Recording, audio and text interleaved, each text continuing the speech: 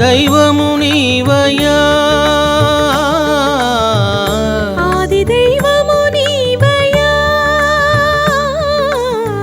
నామము రూపము గుణములు లేని నామము రూపము గుణములు లేని ఆత్మజ్యోతివి నీవు శివా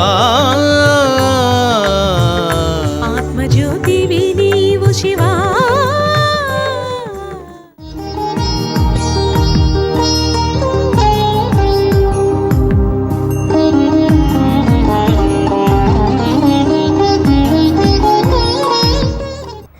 ఎన్నెన్నో శ్రమలు పడ్డాం.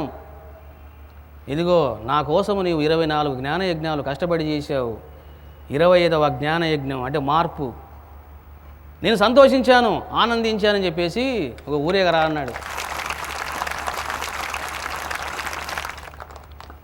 కాబట్టి చూడండి, ఆధ్యాత్మిక జీవితంలోన శిష్యుడు ఎప్పుడు కూడా అహంకారం చెందరాదు. ఎందుకు శాస్త్రాలు మహాత్ములంతా కూడా అహంకారం వద్దు అంటున్నారంటే, ఎప్పుడైతే అహంకారం ఉంటుందో వాడు గురువు యొక్క అనుగ్రహం పట్టుకోలేడు.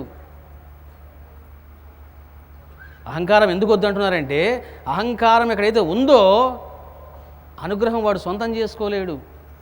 చూడండి, ఒక సన్నివేశం చెప్తే మీకు అర్థమవుతుంది. ఇది ఒక అద్భుతమైనటువంటి సన్నివేశం. ఒక గురువు విషయంలో శిష్యుడు ఎలా ఉండాలో తప్పకుండా తెలుసుకోవాల్సినటువంటి సన్నివేశం. రామకృష్ణ పరమహంస వారి యొక్క శిష్యుల్లో ఒక అంకిత శిష్యుడు ఉన్నాడు, అద్భుతానంద స్వామిని. ఇతన్ని లాటు అంటారు. ఇతను ఒకసారి స్వామివారి దర్శనానికి వచ్చారు. అప్పుడు పరమహంస వారు అన్నారు, అరే లాటు, నువ్వు ఆలయానికి వెళ్ళి కాసేపు ధ్యానం చేసుకొని రాపో అన్నారు. చిత్తం గురుదేవా అని చెప్పేసి అద్భుతానంద స్వామి వెళ్ళిపోయాడు. వెళ్ళి ధ్యానంలో కూర్చున్నాడు. ఇది ఎప్పుడు జరిగింది? మధ్యాహ్నం జరిగింది. చాలా గంటలు గడిచిపోయినాయి, అద్భుతానంద స్వామి రాలేదు. వెంటనే పరమహంస వారు శిష్యుని పిలిచాడు. నాయనా, లాటు వెళ్ళి చాలాసేపు అయింది, నువ్వు వెళ్ళి చూసిరా అసలు ఏం జరిగిందో అన్నాడు పరమహంస వారు. సరే, ఆ శిష్యుడు వెళ్ళాడు. తీరా చూస్తే అతను నిర్వికల్ప సమాధిలో ఉన్నాడు. శరీరం అంతా కూడా చెమటలు బట్టి ఉన్నది. ఈ సన్నివేశాన్ని చూశాడు ఈ శిష్యుడు. వెంటనే వెళ్ళి పరమహంస వారితో చెప్పారు, స్వామి, లాటు మంచి ధ్యాన పారవశ్యంలో ఉన్నారు, అతని శరీరం అంతా కూడా చెమట బట్టి ఉన్నది అని అన్నాడు. వెంటనే పరమహంస ఆనందపడ్డాడు. ఆ విసనకర్ర తీసుకో అని చెప్పేసి ఆ విసనకర్ర తీసుకున్నాడు, చేతితో పట్టుకున్నాడు. నువ్వు వెంటనే ఒక గ్లాస్ నీళ్ళు తీసుకొని నువ్వు ఆలయానికి రా అన్నాడు. ఈయనకేం అర్థం కాలే. సరే, ముందు పరమహంస వారు వెళ్ళిపోయినారు, ఆలయానికి వెళ్ళారు. వెళ్ళి పక్కన కూర్చొని విసనకర్రతో ఇలా వీస్తూ ఉన్నారట పరమహంస వారు ఆ శిష్యుడికి. వెంటనే ఈ శిష్యుడు నీళ్ళు తీసుకొని వచ్చాడు. అక్కడికి చూశాడు, ఆశ్చర్యపోయాడు. ఇదేమిటి? ఎక్కడైనా శిష్యులు గురువులకు ఊపుతారు, మరి గురువే ఇక్కడ ఊపుతున్నాడే, ఈ లాటు మీద ఇంత ప్రేమ ఉన్నదా అని ఈ శిష్యుడు అసూయపడుతూ ఉన్నాడు. చూడండి, ఈ లోపల కాసేపటికి అద్భుతానంద స్వామి కళ్ళు తెరిచాడు. గురువుగారు విసనకర్రతో ఊపుతూ ఉన్నారు. వెంటనే, గురుదేవా, ఏమిటి మీరు చేస్తున్నారు? ఈ విధంగా మీరు నాకు సేవ చేయడము నాకు చాలా బాధను కలిగిస్తున్నది అన్నాడు. చూడండి, ఈ విధంగా మీరు నాకు సేవ చేయడము నాకు చాలా బాధ కలిగిస్తుంది అంటున్నాడు అద్భుతానంద స్వామి. నేను తట్టుకోలేకపోతున్నాను గురుదేవా అన్నాడు. చూడండి, తట్టుకోలేకపోతున్నాను, బాధగా ఉంది అంటూ ఉన్నాడు. ఇక్కడనే తత్వ రహస్యాలు బహిర్గతమవుతాయి. ఒక గ్రంథాన్ని అధ్యయనం చేసినప్పుడు ఊరికి చదవడం కాదు, అందులోని తత్వ రహస్యాల్ని పసిగట్టాలి. అప్పుడే నువ్వు కూడా ఎదుగుతావు ఆధ్యాత్మికంగా. ఎప్పుడైతే అద్భుతానంద స్వామి ఆ మాటలు అన్నాడో చూడండి, పరమహంస వారు ఇలా అంటున్నారు స్వయంగా. ఆయన చెప్పిన మాటలు ఇవి: లేదు నాయన, నేను నీకు సేవ చేయడం లేదు, నేను నీకు సేవ చేయడం లేదు, నీలో ఉన్న శివునికి చేస్తూ ఉన్నాను. ఈ దుర్భరమైనటువంటి వేడిలో చూడండి, ఈ దుర్భరమైనటువంటి వేడిలో శివుడికి చాలా అసౌకర్యంగా ఉన్నది. ఆయన నీలో ప్రవేశించాడని నీకు తెలుసునా అని పరమహంస వారు చెప్పడం జరిగింది. చూడండి, ఇందులో ఎన్నో రహస్యాలు ఉన్నాయి. అవన్నీ అవసరం లేదు, సింపుల్గా చెప్తాను మీకు. అద్భుతానంద స్వామి అంటున్నాడు, గురుదేవా మీరు ఈ విధంగా ప్రవర్తించడం నాకు నచ్చలేదు అన్నాడు. చూడండి, ఇది శిష్యుని యొక్క సంస్కారం. శాస్త్రం ఏం చెప్తుందంటే, గురువు ఎందుకు చేస్తున్నాడు, నో కామెంట్ నో ఆర్గ్యుమెంట్ అని శాస్త్రం చెబుతూ ఉన్నది. ఇక్కడ ప్రశ్నిస్తూ ఉన్నాడు, గురుదేవా మీరు చేసేది నాకు విడ్డూరంగా ఉన్నది, వింతగా ఉన్నది, మీరు నాకు సేవ చేయడం ఏమిటి అని ప్రశ్నిస్తూ ఉన్నాడు. పరమహంస వారు అన్నారు, నాయనా నేను నీకు చేయడం లేదు, మరి ఎవరు చేస్తూ ఉన్నాను, శివునికి చేస్తూ ఉన్నాను. నెంబర్ 1. నెంబర్ 2 ఏమిటో తెలిసినా, ఆ శివుడికి సౌకర్యంగా లేదు, ఇబ్బందిగా ఉన్నది అని చెబుతూ చూడండి, 3వ మాట చెప్తున్నారు, ఆ శివుడు నీలో ప్రవేశించాడని నీకు తెలుసునా. చూశారా, ధ్యానం చేస్తూ ఉన్నాడు, శివ ప్రవేశం అంటున్నాడు, శివుడు అంటున్నాడు, నీ గాదరా అంటున్నాడు. ఏదో ఉంది అక్కడ గమ్మత్తు. అంటే ఏమిటో తెలుసునా, ఎప్పుడైతే నీవు ధ్యానములో కూర్చుంటావో, ఒక స్థాయిని దాటి వెళ్ళిపోతావో, మనసును దాటుతావో, ఇక నీవు ఎవరో కాదు, సాక్షాత్తు శివుడివే. జీవుడు ఎక్కడున్నాడు? కాబట్టి బ్రహ్మవిత్ బ్రహ్మైవ భవతి. ఎవరు బ్రహ్మాన్ని దర్శిస్తారో, పరబ్రహ్మాన్ని, అతను కూడా పరబ్రహ్మ స్వరూపమే. కాబట్టి నువ్వు అంటున్నావు నీవు నాకు సేవ చేస్తున్నావని. No no no, that is wrong sentence. అసలు నేను ప్రేమతో, ఆతృతతో, తాపముతో ఎందుకు వచ్చానో తెలుసునా, నేను నీ కోసం రాలేదు, ఇదిగో శివుడి కోసం వచ్చాను.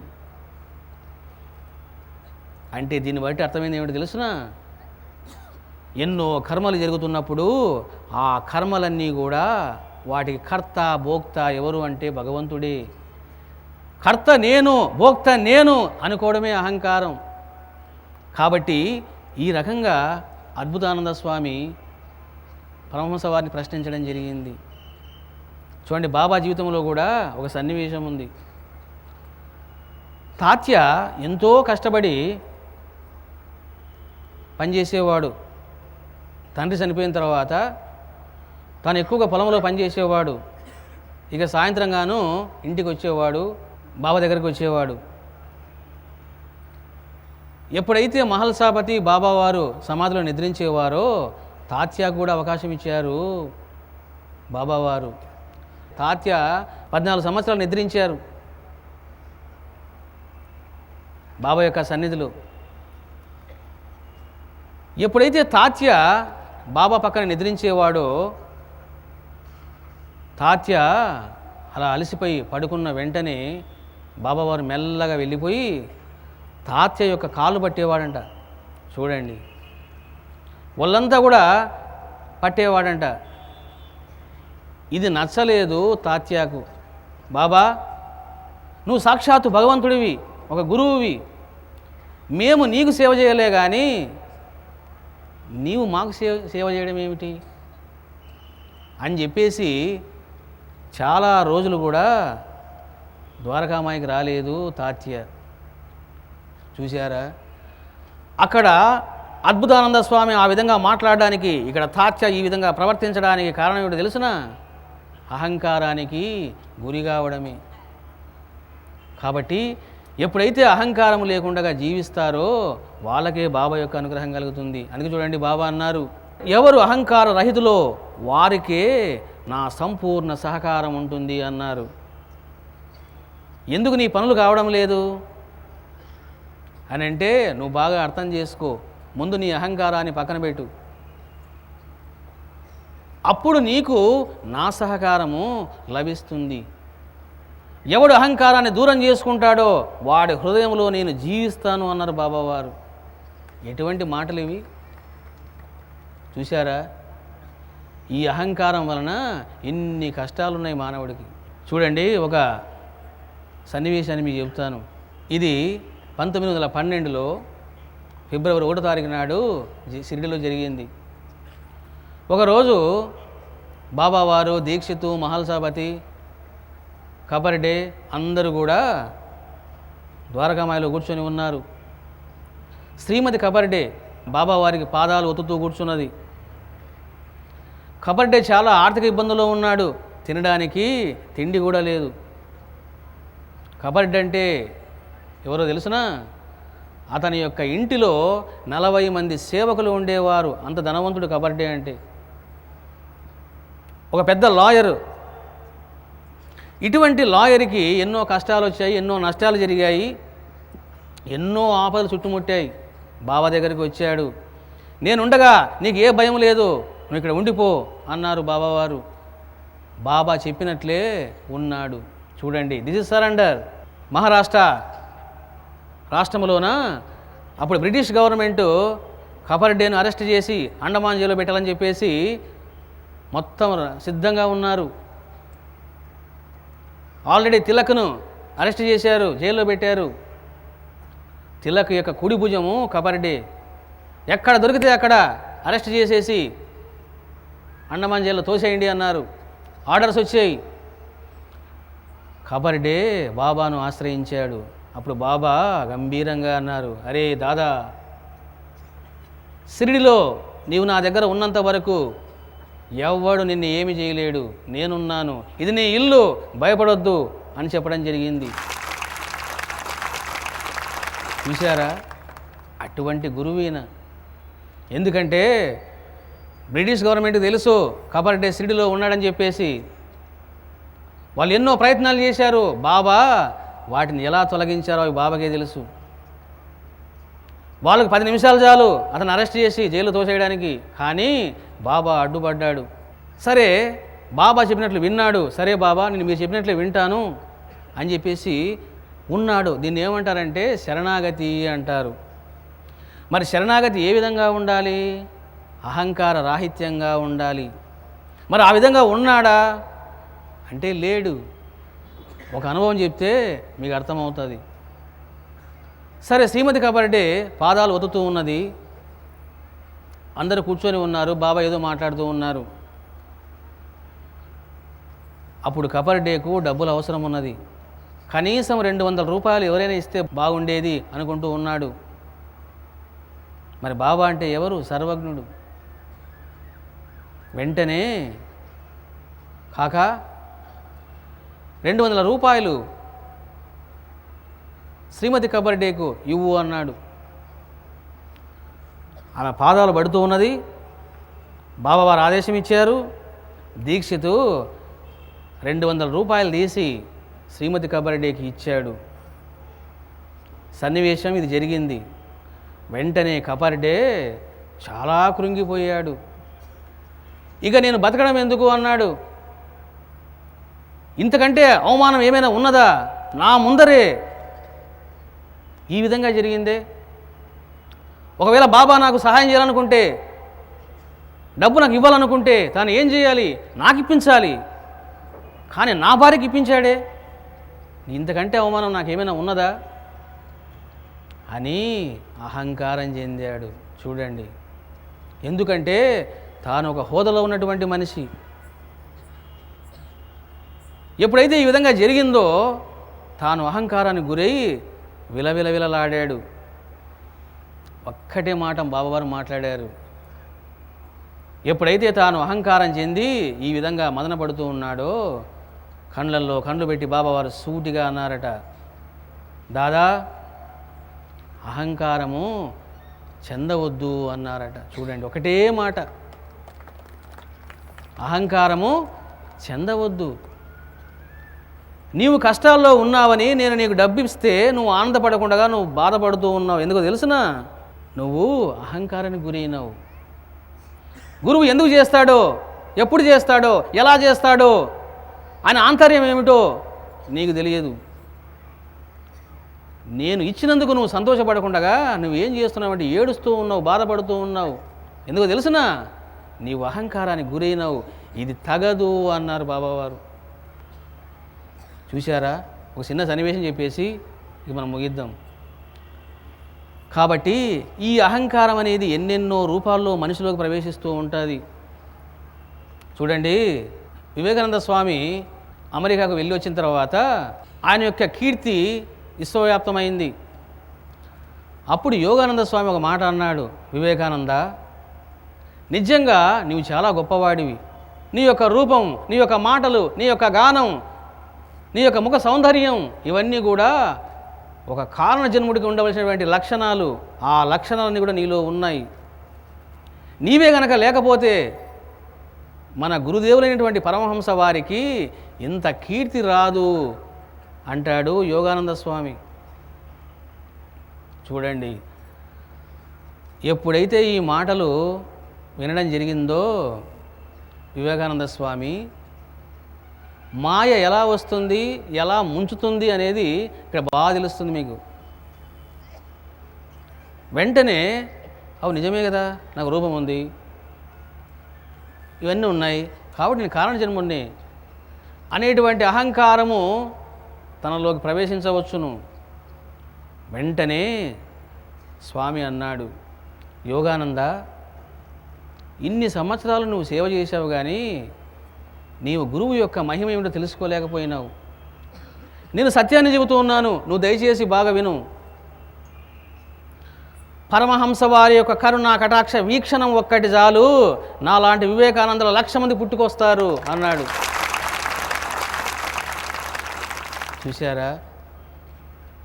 నేను అమెరికాకు వెళ్ళాను అని అంటే, అక్కడ ప్రవచనం చేశాను అని అంటే, ఎంతోమంది నా వెంట పడ్డారు అని అంటే అది ఎవరి భిక్ష, ఎవరి శక్తి? పరమహంస వారి యొక్క శక్తి. కాబట్టి నువ్వు బాగా తెలుసుకో, అది సరైనటువంటి అవగాహన కాదు అని చెప్పడం జరిగింది. చూశారా? నిజమైనటువంటి మహాత్ముడు ఏ విధంగా ఉండాలి అంటే ఈ విధంగా ఉండాలి. ఇది కేవలము వారి విషయంలోనే కాదు, నా విషయంలో జరగవచ్చు, మీ విషయంలో కూడా జరగవచ్చు. మనం సాధనలో ముందుకు వెళ్తున్నప్పుడు ఇదిగో మాయ ఎన్నెన్నో రూపాల్లో నీ దగ్గరకు వస్తుంది. నీకు అహంకారాన్ని కలిగిస్తుంది. వాడు ఏమనుకున్నాడు నా గురించి అని నీకు అది ఉరిగొలుపుతుంది. చూడండి, నేను రాసినటువంటి షిరిడి సాయి అనుగ్రహ రహస్యం, ఈ గ్రంథాన్ని చదివి, అది ఒక అద్భుత గ్రంథం. ఈ గ్రంథాన్ని చదివిన వాళ్లకు అసలుకు అనుభవం కలగకపోవడము అనేది ఉండదు. అది ఆ గ్రంథం యొక్క మహిమ.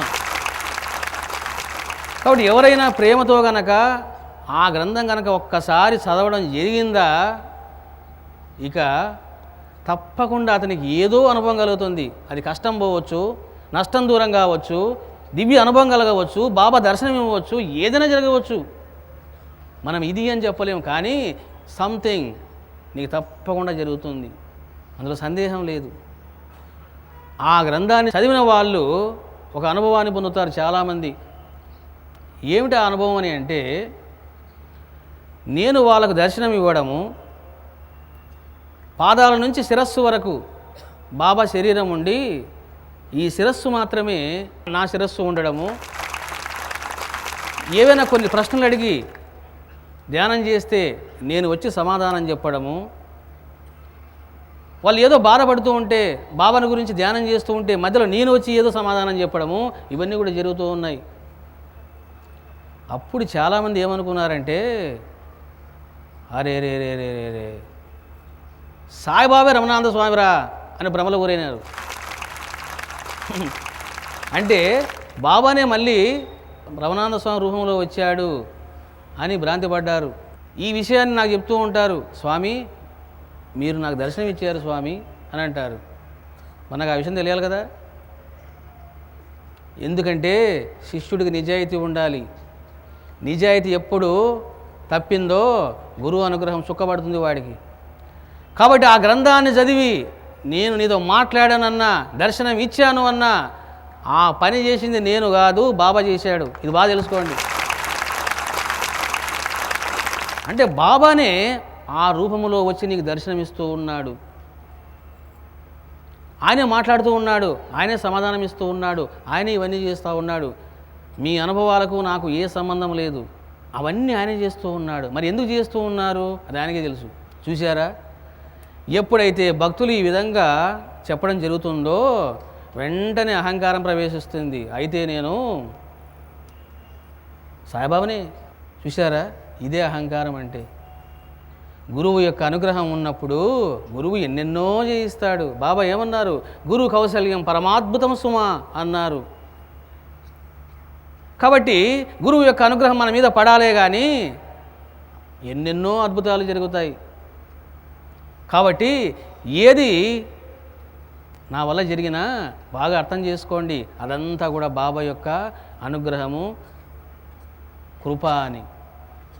కాబట్టి దివ్యాత్మ స్వరూపులారా, బాబా యొక్క అనుగ్రహం వలన అష్టోత్తర శత ప్రవచన జ్ఞాన మహాయజ్ఞానికి శ్రీకారం చుట్టడం జరిగింది. ఇవన్నీ కూడా ఒక మనిషి చేసేటివి కాదు, వెనకాల ఒక శక్తి ఉండి అవన్నీ అదృశ్యంగా చేస్తూ నడిపించేటిది. కాబట్టి బాబా యొక్క ఆదేశానుసారము ఈ మహాయజ్ఞానికి శ్రీకారం చుట్టడం జరిగింది. చూడండి, ఒక్క రోజులో మళ్ళీ ఈ సెటప్ అంతా కూడా మళ్ళీ రేపు నెక్స్ట్ నూజివీడికి వెళ్తుంది. ఈ రకంగా 108 సెంటర్స్లో ఏర్పాటు చేయడం జరిగింది బాబా ఆదేశాల ప్రకారము. మొట్టమొదటి రోజు ఈరోజు ఇక్కడ ఈ కార్యక్రమం జరిగింది. ఇంతవరకు 27 జ్ఞానయజ్ఞాలు చేయడం జరిగింది. 27 జ్ఞానయజ్ఞాలు అయిపోయిన తర్వాత బాబావారు ఒక రూపకల్పన చేశారు. ఏమిటని అంటే, ఆత్మ దర్శనం అనేది నీ ఒక్కడే పొందడం కాదు, ఇదిగో అది నీకు నేను ఎందుకు ప్రసాదించాను, దాని వెనకాల ఉన్నటువంటి నా యొక్క సంకల్పం ఏమిటో అవన్నీ నీకు తెలియవు. ఇదిగో నీవు ఎలా పొందావో ప్రతి సాయి భక్తుడు కూడా అలా పొందాలి అన్నటువంటి ఆశయం బాబాకున్నది. నీవేనయా శివా, మూలము నీవేనయా శివా, మూలము నీవేనయా శివా, మూలము నీవేనయా శివా, ఆది దైవము నీవయ్యా, ఆది దైవము నీవయ్యా,